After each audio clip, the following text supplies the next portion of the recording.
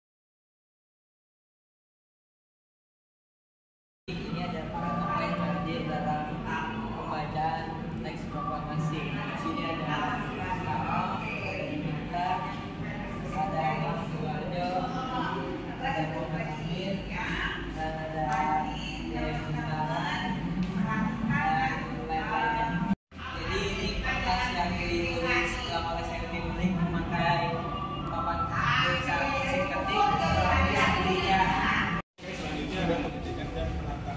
Proklamasi yang setelah pasca proklamasi yang disusun oleh Bung Karno, Bung Hatta dan Ahmad Suwarjo, disetujui oleh hadirin. Bung Karno meminta agar Sayuti Melik mengetik naskah proklamasi tersebut. Sayuti Melik mengetik naskah proklamasi di ruang bawah dekat dapur dengan ditemani oleh Belindia. Pada kemudian Sayuti Melik dilakukan perubahan 3 kata. Yang pertama tempo menjadi tempo, kata wakil-wakil bangsa Indonesia berubah menjadi atas nama bangsa. Dan begitu pula dalam penulisan hari, bulan, dan tahun setelah proklamasi selesai diketik, segera dibawa ke tempat hadirin untuk ditangani oleh Bung Karno dan Bung Hatta. Bung Karno dan Bung Hatta menandatangani naskah tersebut di atas piano yang terdapat di bawah tangga ruangan. Nah ini pianonya yang di bawah tangga. Selanjutnya ada ruang pengetikkan. Selesai diumumkan Sayu Malik seluruh hadirin, Sayuti Melik BM dia. Nah ini ada terjadinya jatuhnya bom atom di Hiroshima pada 6 dan 9 Agustus tahun 1945. Amerika Serikat menjatuhkan bom atom di kota Hiroshima dan Nagasaki yang menyebabkan Jepang menyerah tanpa syarat kepada sekutu pada 14 Agustus 1945. Tanpa ledakan bom atom di kota Hiroshima atau Jepang, karena nampaknya seperti ini. Nah, jadi di sini ada rumah di Rengas Dengklok. Menjelang proklamasi kemerdekaan ada perbedaan pendapat antara pemimpin PPKI dan kelompok pemuda mengenai pelaksanaan proklamasi yang mendorong para pemuda mengamankan Soekarno-Hatta di Rengas Dengklok pada 16 Agustus 1945. Tampak rumah Jiao Ki Siong yang digunakan oleh para pemuda sebagai tempat mengamankan Soekarno-Hatta. Jadi ini ada foto siap PPKI pada tanggal 18 Agustus 1945. Sidang ini diadakan sehari setelah proklamasi kemerdekaan 17 Agustus 1945. Para pemimpin bangsa Indonesia membentuk pemerintahan yang direalisasikan dengan rapat PPKI pada tanggal 18 Agustus 1945 untuk yang pertama, 1.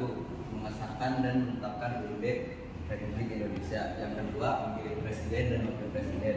Yang ketiga, membentuk komite nasional. Pada sidang PPKI yang kedua pada tanggal 19 Agustus 1945, PPKI mengambil 2 keputusan, yaitu yang pertama, penetapan 12 kementerian dalam lingkungan pemerintahan, yaitu Kementerian Dalam Negeri, Kementerian Luar Negeri, Kehakiman, Keuangan, Kemakmuran, Kesehatan, Pengajaran, Sosial, Pertahanan, penerapan perhubungan dan pekerjaan umum. Keputusan yang kedua yaitu pembagian daerah Republik Indonesia dalam 8 provinsi, yaitu Sumatera, Jawa Barat, Jawa Tengah, Jawa Timur, Sunda Kecil, Maluku, Sulawesi, dan Kalimantan. Yang artinya Badan Penyelidik Usaha-Usaha Persiapan Kemerdekaan Indonesia. Badan Penyelidik Usaha-Usaha Persiapan Kemerdekaan Indonesia dibentuk 1 Maret 1945 oleh Jepang dengan Ketua Dr. KRT Rajiman Widyodayono. BPUPKI bertugas mempelajari dan menyelidiki hal-hal yang menyangkut pembentukan Indonesia merdeka. Sidang pertama BPUPKI berlangsung pada 28 Mei sampai 1 Juni 1945, membahas masalah dasar negara. Dalam sidang pertama itu, MR Muhammad Yamin, Profesor Dr. Mr. Supomo dan Insinyur Soekarno berpidato mengenai gagasan dasar negara. Sidang kedua BPUPKI berlangsung pada 10 sampai 17 Juni 1945, membahas tentang negara, wilayah negara, kewarganegaraan, rancangan undang-undang dasar, ekonomi dan keuangan, pembelaan, pendidikan dan pengajaran. Anggota badan ini yang meliputi urusan dari ketiga wilayah pendudukan dan golongan. Jadi ada perumusan naskah proklamasi menjelang dini hari sekitar pukul 3 waktu Indonesia Barat, tanggal 17 Agustus 1945. Bung Karno, Bung Hatta, dan Ahmad Subarjo memasuki ruangan makanan. Mereka duduk mengitari meja makan panjang. Bung Karno mulai mempersiapkan draft naskah proklamasi, sedangkan Bung Hatta dan Ahmad Subarjo menyumbangkan pikiran secara lisan. Setelah teks diberi judul proklamasi, dialog pertama yang dihasilkan dari kesepakatan 3 tokoh nasional itu adalah kami bangsa Indonesia dengan ini menyatakan kemerdekaan Indonesia. Kemudian kalimat kedua ditambahkan oleh Bung Hatta berupa pernyataan mengenai pengalihan kekuasaan. Akhirnya selesailah konsep naskah proklamasi dengan beberapa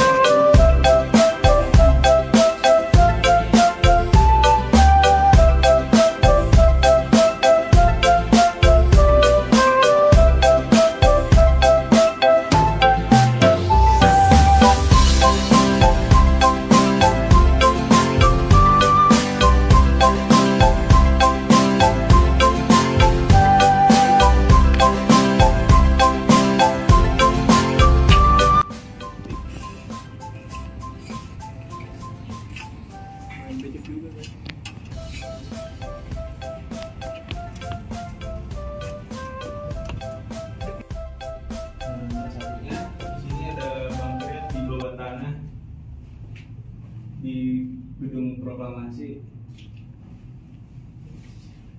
Lumayan gelap juga. Makasih Bu Dias, mantap. Ini beres.